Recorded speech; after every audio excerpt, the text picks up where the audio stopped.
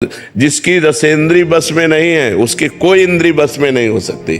9 इंद्रियां उसके बस में हो जाएंगी, एक इंद्री को बस में कर ले, केवल रसेंद्री को। बहुत दुष्ट है, खाते खाते जीवन अरे इतना खाने लगते हैं कि मुर्गा मुर्गी बकरा गाय भैंसा सब खाने लगते हैं। नहीं, जबाने का तो स्वाद है। कितना गिरते चले गए कि राक्षस हो गए। बोलो, गाय मुर्गा कुछ भी, कितना लोग भ्रष्ट होते चले जा रहे हैं जबान के कारण।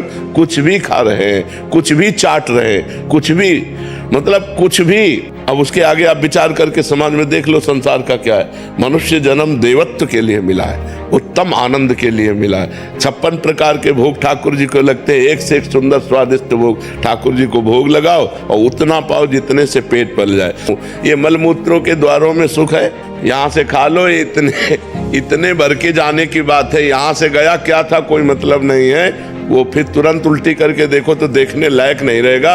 अगर 6 घंटे पेट में रुक गया तो दुर्गंधयुक्त मल बन जाएगा। तो हमको उतना ही खाना है जितने से पेट पल जाए और सात्विक भोजन करने। जबान के स्वाद के लिए खाओगे फंस जाओगे।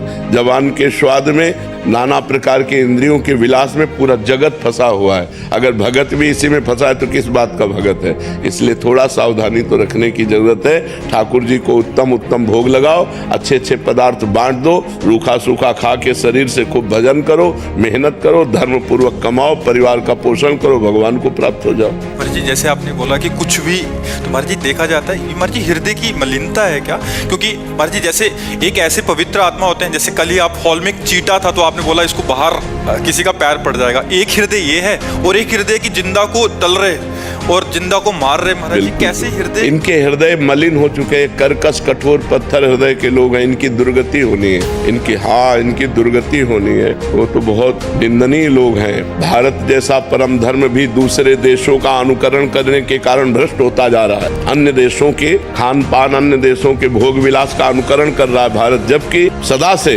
भारत के धर्म का अनुकरण अन्य देशों ने किया है। हमारा धार्मिक देश है, हमारा पवित्र देश है, जहाँ धर्म और पवित्रता है वहीं सब कुछ है। लेकिन अब नए नए बच्चे तो बुद्धि भ्रष्ट हो रही, अन्य देशों का अनुकरण। ये boyfriend girlfriend live in relation, ये व्यसन, जो ड्रग्स साथ, ये सब अन्य देशों से अपने देश में पधारा है। ये कोई हमारे देश की न शास्त्र में कहीं लिखा है और न समाज में था। 40 वर्ष पहले ये नहीं था। Boyfriend girlfriend live in relation ये सब कुछ नहीं, गंदी बातें नहीं थी। जवान जवान बच्चे बच्चियां एक साथ पढ़ते थे, कभी कोई गंदी हरकत नहीं थी, जानते ही नहीं थे। अब मोबाइल आ गया, एक छोटे बच्चे से पूरी थ्योरिकल गाथा सुन लो, उससे संसार की पूरी गाथा उसको आती है, पूरा उसको पता है, क्योंकि मोबाइल उसके हाथ में है, जानकारी सब कुछ है।